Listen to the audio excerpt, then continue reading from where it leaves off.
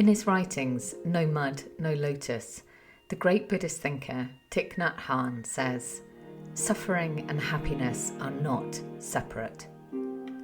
Every generation faces its challenges, just as every human being faces theirs. This is a universal theme that is feeling particularly resonant right now. And so today we're going to be exploring what it means to make space for the joy and the pain.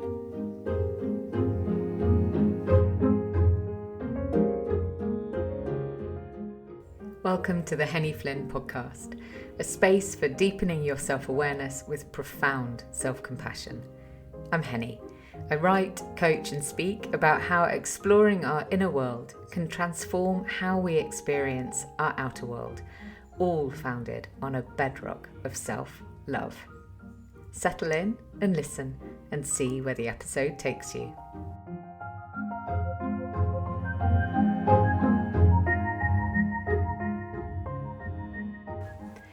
I've been gone longer than intended this time round. I think the gap has probably been a good couple of months, partly because of work, partly because of holiday, and partly because of illness. And so it's lovely to be back here. I'm going to cough, I'm afraid. It is lovely to be back here, and I am really grateful to have this space to connect with you and to share. And it's a slightly different vibe from what I had been intending today to be about. I was going to talk to you about a wonderful event that I held in September with a couple of other incredible teachers, which was all about being in our body, and there was a lightness and there was a joy to all of that. But for whatever reason, it just doesn't seem to be the thing that I want to talk about today. So, hey, here we are, making space for the joy and the pain. And this idea feels so resonant right now for many obvious reasons. Back at the beginning of lockdown, when I first started this podcast, and here we are, nearly 20,000 downloads later, feels quite astonishing. It felt vitally important to create spaces where we could connect, feel safe, be. You know, I definitely wasn't the only one who set up a podcast or who ran online events as a way of connecting with others. And I suppose we all hoped that with the end of that time, our ability to connect would only increase. But we can see so many examples around the world where there is dissonance and separation. And so this need to acknowledge and to create space where we can connect with each other feels even more resonant, even more important.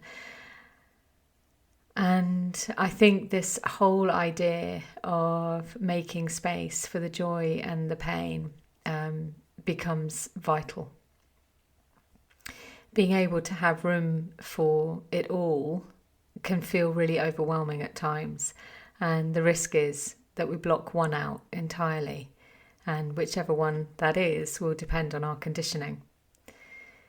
So this idea of making space for the joy and the pain is something that I've been learning to practice for a while, and it became particularly present about 18 months ago, I think, when I took myself, maybe even slightly longer, time. It's a very elastic thing, isn't it? But I took myself through a therapeutic process under the guidance of an amazing woman, exploring some aspects of my own life experience and deepening my awareness of what continues to influence the way that I respond to the world.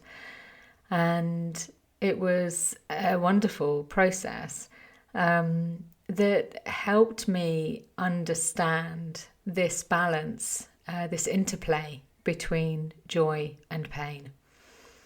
And This idea was also a theme that came through for me from exploring image work across the year of my diploma studies. So when themes emerge and appear in different parts of our lives, it's generally interesting to listen and to see what's asking to be understood. And so I've learned to listen when something is asking for attention. And this idea of making room for the joy and the pain was definitely present. So what does it actually mean? I'm sure you're already forming your own sense of that, of what it means for you. So what I'll do is talk us through a couple of scenarios that may resonate with you, or a couple of approaches that may resonate with you. And as I said before, really which one feels a little bit closer to us will depend on our conditioning. So scenario one is that often we repress pain. Humans are hardwired to avoid and escape pain. It's a survival mechanism that makes an awful lot of sense. But it applies equally to physical pain as to emotional pain. And because we don't like the feelings that pain brings, we shove it down, we push it away. We ignore our emotional wounds, hoping that they'll heal on their own. And we can find that we rarely make room for our pain within ourselves. We don't honour it or respect it, perhaps feeling ashamed of it or afraid of it. But of course, what we resist persists. By pushing against something, we create tension, pressure between two equal and opposing forces, the pain asking to be felt and the desperate desire to not feel the pain. And then we have scenario two. Because of course, we might get so used to the feeling of pain that joy never gets a look in. Losing connection with the lightness of that free inner child, forgetting the joy of the simple things like autumn leaves, rainbows, deep belly laughter. We might resist feeling joy because we're so worried about what might happen if we take our attention away from the pain, that maybe the pain will get so great it will consume us. And we can also feel ashamed at feeling joy too.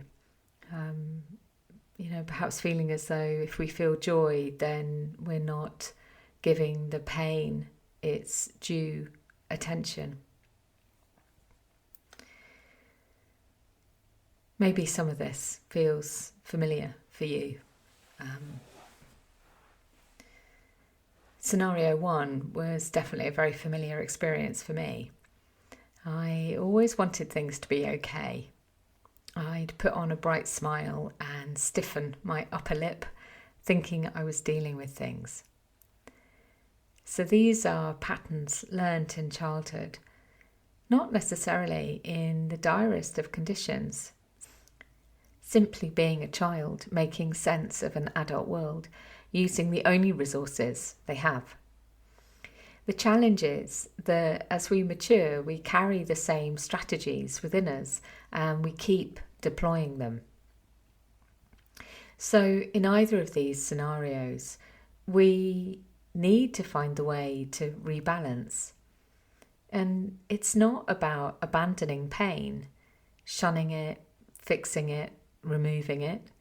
It's about turning toward it, accepting it, allowing it, acknowledging it, and learning there is room within us for it.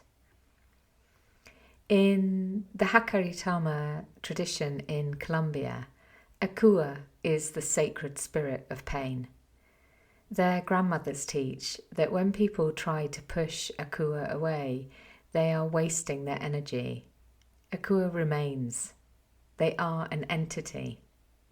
And the question the grandmothers ask is not how to get rid of your pain. They ask, where is your happiness? How can you invite your happiness in? And they say that this is how to balance the spirit of Ecua. I love this. It fits so beautifully with my own innate sense of there being room within me for my joy and for my pain. And my sense is that there is room within each of us for joy and pain. And first we need to understand both and see what each needs of us in order for us to be able to hold them both gently within, not suppressing or denying or elaborating either of them. And for me, I had to learn to allow my pain, to embrace it, to not fear it or be ashamed of it. This isn't a quick flick of a magic wand. It takes time and patience and trust. And it takes a willingness to feel the pain in its wholeness and know it won't subsume you. To go gently and tenderly, always listening deeply. For you, that may resonate too. Or it may be you sense it is time to allow the joy in, without fear or shame, to go gently and tenderly and honestly. This is not a quick flick of a magic wand either. It's a process that demands time and attention and a willingness to care deeply for your whole self. I think this is incredibly beautiful work. I think this is one of the most important things that we can do to support ourselves if we feel that there is this imbalance, this desire to shun pain and only look to the joy, or this desire to shun joy and only look to the pain.